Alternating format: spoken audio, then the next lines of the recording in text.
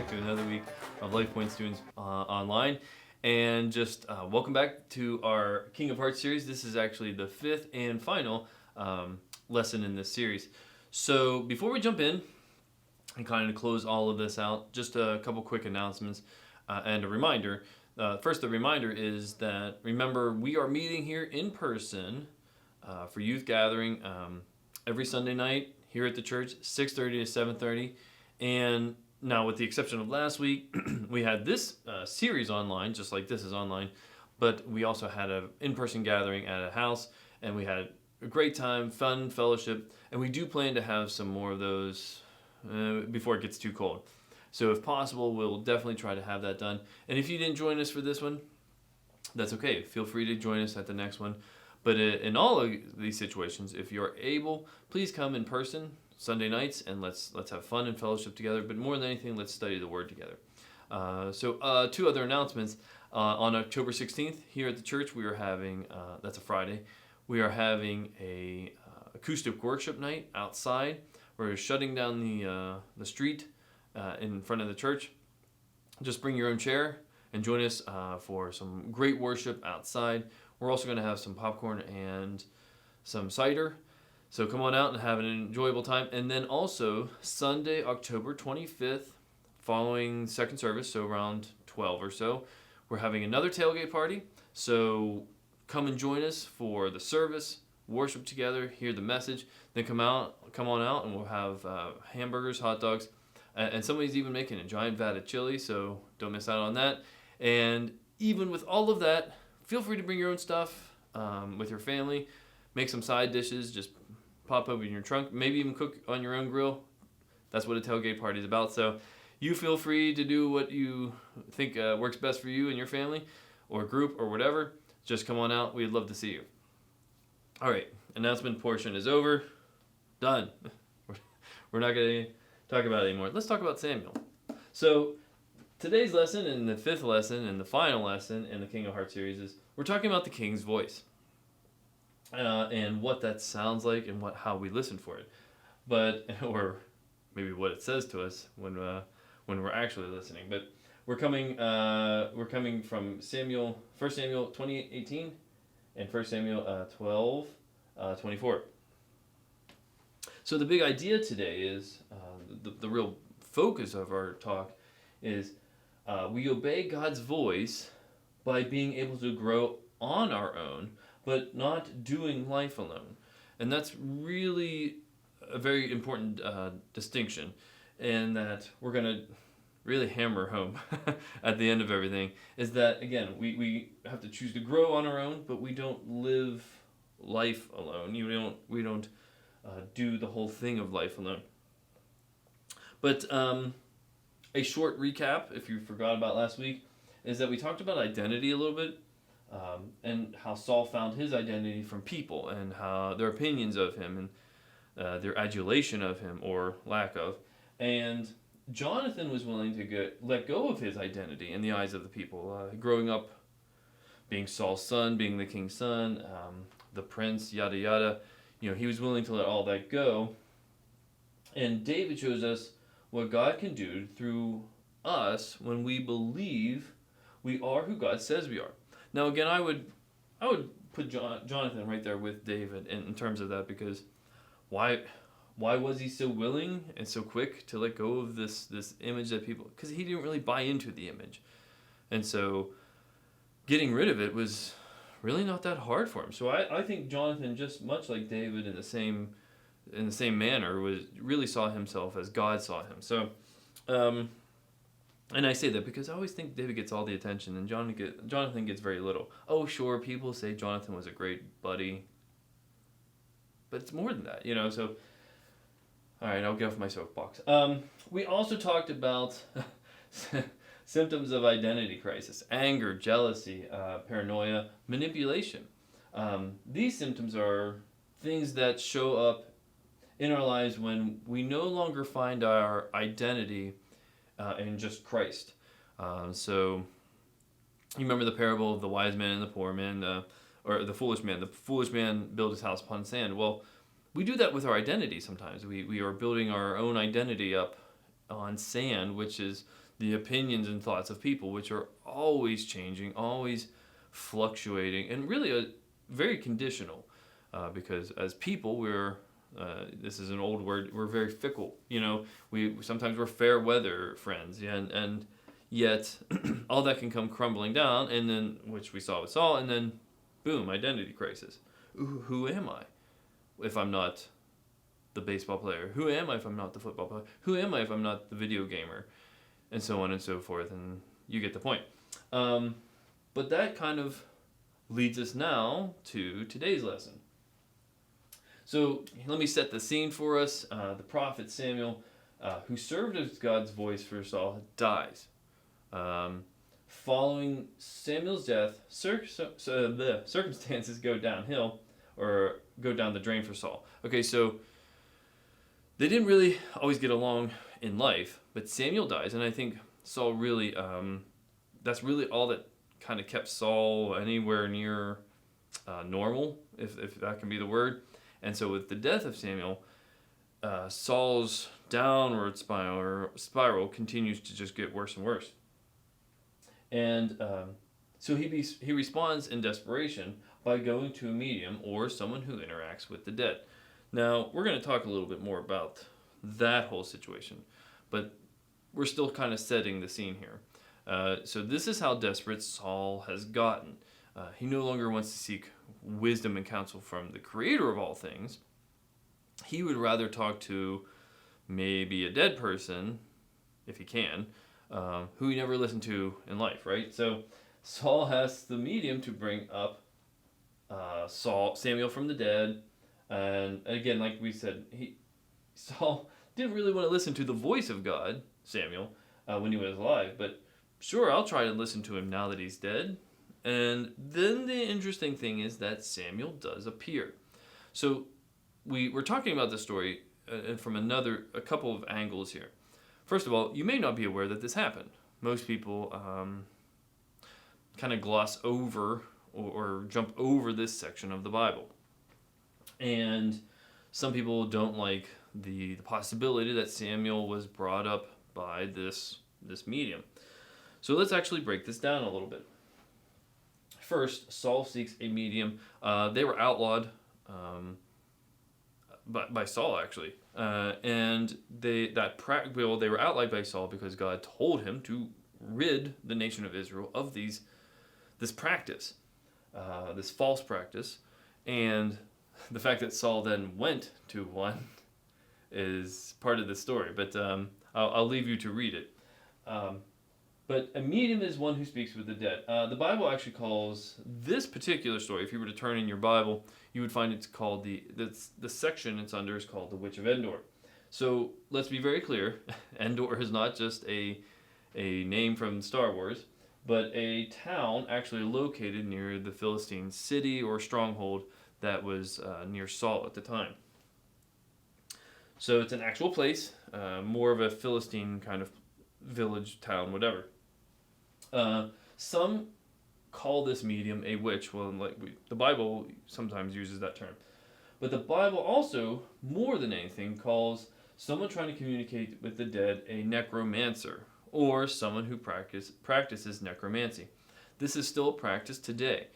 And again, the Bible warns us countless times of trying this form of, really, it's kind of becomes a type of religion of sorts, or cult, really, because this idea that you can communicate with the dead, or even if you're just pretending to, or using it as a trick to get money from people, which is very commonplace as well. But the point is that this necromancer, this witch, this medium, is there, and Saul goes to her. And the point is that the Bible warns us against that, because you're trying to communicate with a deceased loved one, but deceased created thing, rather than going to God the Creator. So this is not only a form of idol worship, it is. It's not only a pagan practice, it is, but it's all these other things that are very anti-God, all rolled into one. And so that's why God warns us against it. So God, as I said, he warns us against it because, and also it's a demonic practice. So there's almost an invitation for demonic presence with this as well. So that's why also it's a dangerous thing. So in 1 Samuel 28 verses 11 and 12, the medium is asked by Saul to call up Samuel. Call up. When she attempts to do this, the Bible describes her or says that she is utterly surprised, shocked, and even actually scared of the true appearance of Samuel. So this is obviously where some debate comes in. Some people say that it was a trick, but that doesn't always hold water, because if it were a trick, Samuel actually delivers a word from the Lord when he appears. Not really the type of thing I would expect from this person who is trying to merely trick another person. So the point is that most theologians ultimately settle on the fact that this actually was Samuel. We know that for a number of reasons. We know that the medium did not just call up and bring him up as she would like someone else to believe. She had no power over him. She could not just tell him what to say or where to say it. I put down here, he didn't appear in some sort of crystal ball, where she claims to have seen him. No, she has no power over him. Most likely she was, again, someone who was just merely doing a trick. I'm not saying she didn't practice actual divination, which is trying to divine, or necromancy or anything. She would have certainly been a practicer, or someone who practices that. But the point is that her whole livelihood probably came from doing this old school parlor trick. But again, Samuel doesn't show up just in a crystal ball. Therefore, God himself ultimately, this is what theologians come down to, is that God sent Samuel in his form, kind of, I think, for me, I think he does it as a kind of shock and awe. Why not? I think if Saul is going to go this route, why not just really blow him away and really show him again, or remind him that as God, I can do whatever. And since he never listened to my servant Samuel then, let's see how he reacts now that I allow this or make this happen. So Samuel tells Saul that both he and his sons will be killed in battle the following day. So ultimately, Saul goes through all this. God, in my understanding, allows the appearance of Samuel to come back. And again, this is not unheard of. We see this in other instances in the Bible. Not many, but think about when Jesus goes to the Mount of Transfiguration. He is accompanied by Elijah and Moses. Now, Elijah is said to have not had an earthly death, but Moses certainly did. And the point is that God allows them to appear with Jesus on top of the mountain. And then the rest of the story is, the disciples are like, all amazed at the appearance of these two titans or famous people in religious Jewish history, Elijah and Moses, right there with Jesus, indicating the importance of Jesus. But it's not unheard of for God to allow this to happen, is my point. And so Samuel comes back because God arranges it, and his words to Saul are basically, you're going to die tomorrow, and so are your sons. So you can imagine how Saul might be regretting some of his life decisions at that point. 1 Samuel 28:18 says, because you did not obey the Lord. Again, we come back to this. How many times did Samuel say this to Saul? The Lord has done this to you today. So, what can we say? King Saul spent his reign as king, basically believing I can do it my way. Even the situation with the medium is no different. He's trying to still not go to God for guidance. He's trying to go to someone who communicates maybe with the dead and who really isn't doing that for real. He's ignoring the voice of God, and he got exactly what he wanted. And that's really what I come back to, is that a life in which God no longer led him. So his whole life was spent trying not to listen to God, and God gave him exactly what he wanted. So can he really be surprised at the end result? So I think that leaves us with a question. How do we obey the voice of God?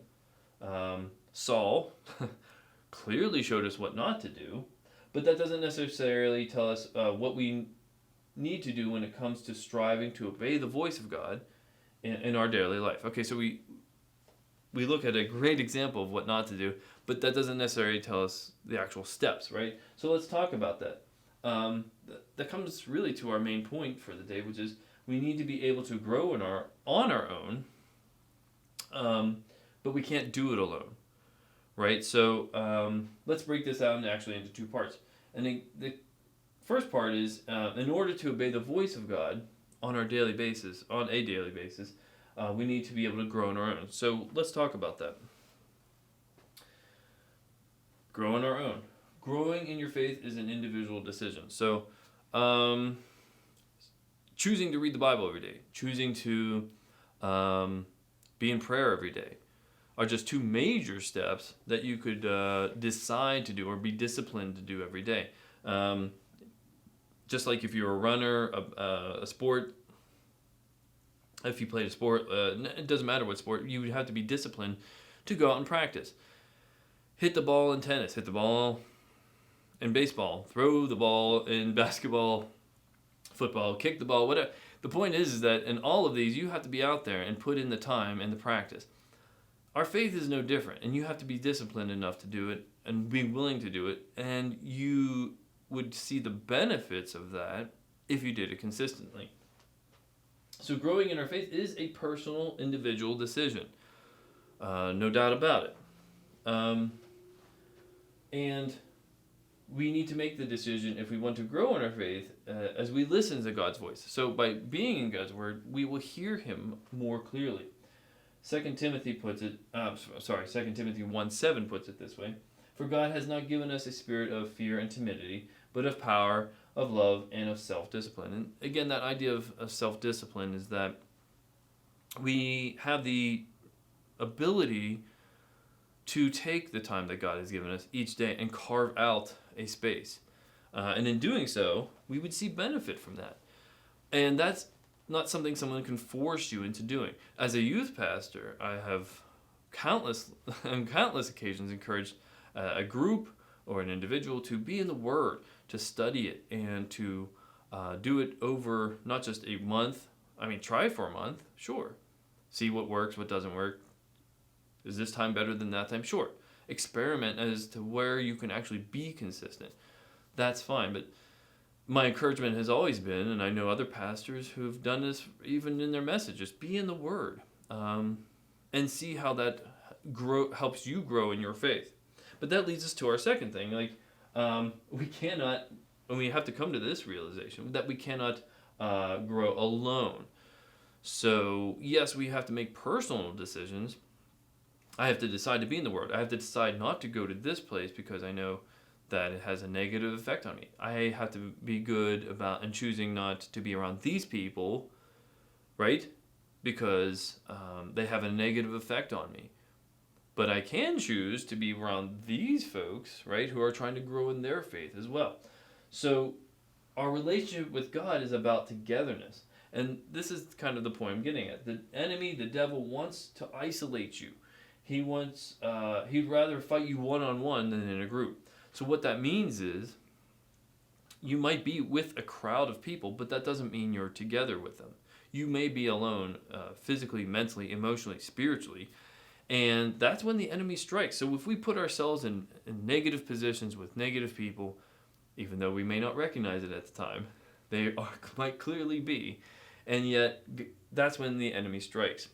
And then we see some of the other stuff that Saul dealt with, identity crisis, struggles in faith, and so on and so forth. You see where this leads us is that if we're not growing our faith and go with the wrong people, it leads to even more trouble. If we're trying to grow in our faith and are with other people who are trying to grow in their faith, the enemy is not so easily, doesn't have the same influence. His temptations, his presence doesn't have the same impact. And nothing makes or breaks your character more than the company you keep. I can't stress that enough. Commit yourself to surrounding yourself each week with people who also want to hear and obey the voice of God in their daily lives. Again, if we're all kind of moving in the same proper, healthy, spiritually good direction, if we're all in that same boat, travel together and see how much more easily you survive. Why be in a rowboat by yourself, right? So living out our faith should be done with enthusiasm and a sense of urgency, recognizing time is not always on our side. So, point 3, live with urgency. And I think this is another thing too, is that if we look at Saul, first of all, he always did things on his own, right? In his own way, but he also didn't live with the sense that God is calling him to do something other than just, he felt like, well, God called him to be king, and that's it. No, he didn't have the same enthusiasm and urgency to live, like this king who loved God so much, but to just be king. We need to live with a sense of urgency that God has called us to something and continues to call us to something. Because we are not promised tomorrow. As much as we like to think of it, we need to make the most out of today.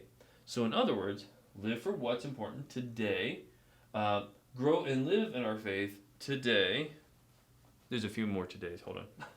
Commit to obeying God's voice today. Commit to using and discovering the gifts God's giving you. Say it with me now. Today. Follow Jesus wholeheartedly today, right? So you see the point here is that why put off till tomorrow or next month or whatever what you could easily do today. Now that's not saying you have to understand all the mysteries of the Bible today, but by at least trying to dive into it more, you will see benefit from it. That doesn't mean by being in prayer, you have to be in prayer for an hour and hear God's voice so audibly in your ear. No, it doesn't work like that. You certainly wouldn't do that today. I've not had that really myself.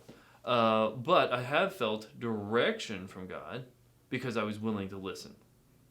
But that comes with practice. That comes with self-discipline.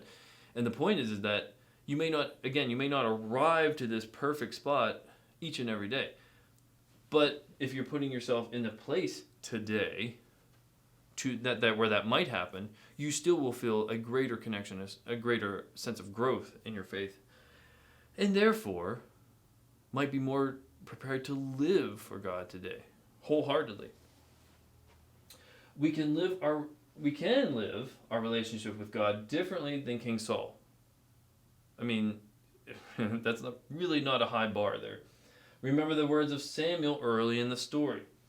And I hope you really take this to heart today, is that 1 Samuel 12:24. But be sure to fear the Lord and serve him faithfully. With all your heart, consider what great things he has done for you. So if we recognize that God, first of all, by giving us life itself, is one of the greatest gifts, he offers us direction and salvation through Christ. And that through that we can live his purpose. We can live through the gifts and abilities he has given us to glorify him, but also to feel we are living life to the full while we are here. And so let's grow in our faith and live out our faith, believing that every moment matters, because it certainly does. And with that, I do hope that this final message really drives home this idea that you need to, and I need to, daily be more conscientious about how we spend our time, and to really mind what it is that we're doing or not doing, and that we need to take our faith seriously. If we want to understand Christ more, if we want to understand our faith more, we need to be in the Word and in prayer more, and fellowship more, and be in Word together with other people more. And that's really why we provide things like a youth group. That's why we have services on Sunday. That this is not an individual sport. This is a team sport. And so I do hope that you take this to heart, and that you are encouraged by this, and that it motivates you to grow in your faith. So with that, I hope you have a wonderful and blessed day, and we'll talk to you later.